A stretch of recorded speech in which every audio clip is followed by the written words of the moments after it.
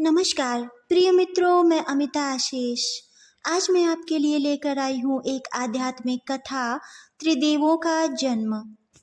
महर्षि अत्रि एक ऐसे ऋषि थे जो अपने नाम के अनुसार तीनों गुणों सतोगुण, रजोगुण, तमोगुण से अलिप्त थे। उनको न किसी प्रकार की कामना थी, न किसी से राग द्वेष था और न ही किसी प्रकार का लोभ मोह था।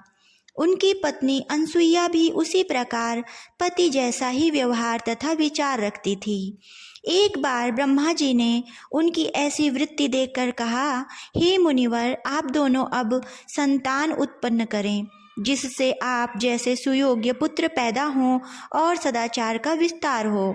अत्रि ने कहा, हे ब्रह्मदेव, सृष्टि रचना के लिए आप स्वयं तथा संतति विस्तार के लिए दक्ष प्रजापति यह कार्य कर ही रहे हैं।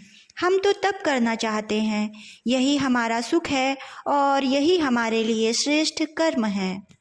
ब्रह्मा जी ने कहा, आपके ये विचार उत्तम हैं, आप तप कर्म ही करें।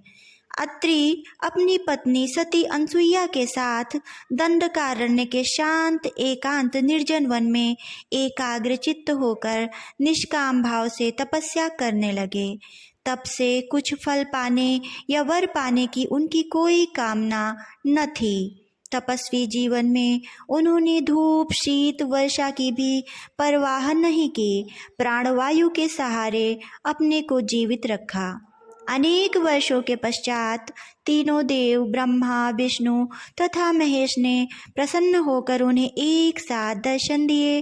कहा, हे अत्रि, उठो, तुम्हारी इस कठोर तपस्या से हम तीनों को अत्यंत प्रसन्नता हुई है, इसीलिए हम तीनों एक साथ आपकी मनोकामना पूरी करने के लिए आए हैं। अत्रि ने अनसुईया के साथ आंखें खोली तो सचमुच ब्रह्मा, विष्णु और महेश खड़े थे। अत्रि पत्नी सहित उनके चरणों पर गिर पड़े और भाव विह्वल हो स्तुति करने लगे। देवों से कहा, प्रभु, क्या मांगूं? मुझे धन और यश की कामना नहीं और ना ही देवलोक, स्वर्गलोक तथा बैकुंठ में वास करने की ही इच्छा है। मोक्ष भी नहीं चाहिए। हमें आपका दर्शन हो गया है, हमारा तप सफल हुआ। देवों ने कहा, अत्रि, कुछ न कुछ वर तो मांगना पड़ेगा, अन्यथा हमारे प्रसन्न होने की मर्यादा घट जाएगी, इसीलिए कुछ अवश्य मांगो।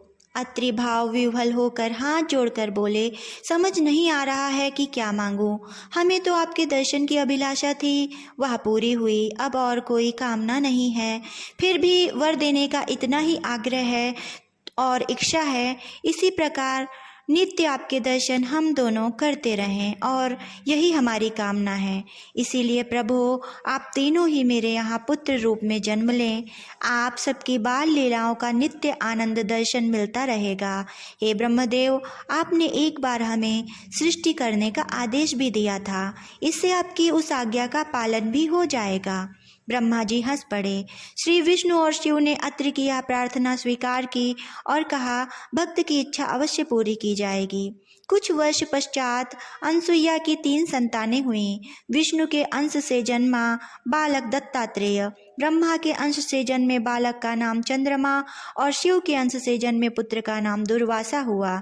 इन तीनों पुत्रों के जन्म से अत्रि अनसुईया का जीवन धन्य हो गया। योगी यति जिनका दर्शन एक बार पाने के लिए कठोर तपस्या करते हैं, वही तीनों देवता अत्रि अनसुईया के आंगन में बाल रूप से किलकारियां मारते हुए रहते थे। इन तीनों बालकों के पालन पोषण तथा उनकी बाल लीलाओं को देखते हुए उन्हें अपार सुख मिलता था। अनसुईया महान पतिव्रता थीं।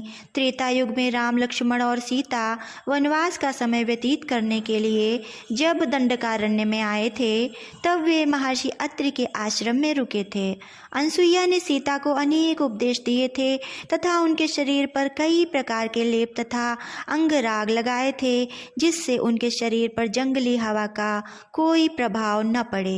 अत्रि ने भाव विह्वल होकर श्री राम से कहा, नारायण, आप नरलीला कर रहे हैं। दुष्टों तथा राक्षसों का विनाश करने के लिए ही आपने वन में आने की आज्ञा स्वीकार की है। दंडकारण्य में अन्य ऋषि मुनि भी आपके दर्शन की प्रतीक्षा कर रहे हैं। कृपा करके उन्हें भी आप अपने दर्शन देकर कृतार्थ करें। श्री राम ने तब अन्य ऋषि मुनियों को दर्शन देकर उनकी इच्छा पूरी की। महर्षि अत्रि को आकाश में स्थित सप्तर्षि मंडल में एक प्रमुख स्थान प्राप्त है। सप्तऋषियों में से एक ये ऋषि जो कि एक महत्वपूर्ण स्थान रखते हैं।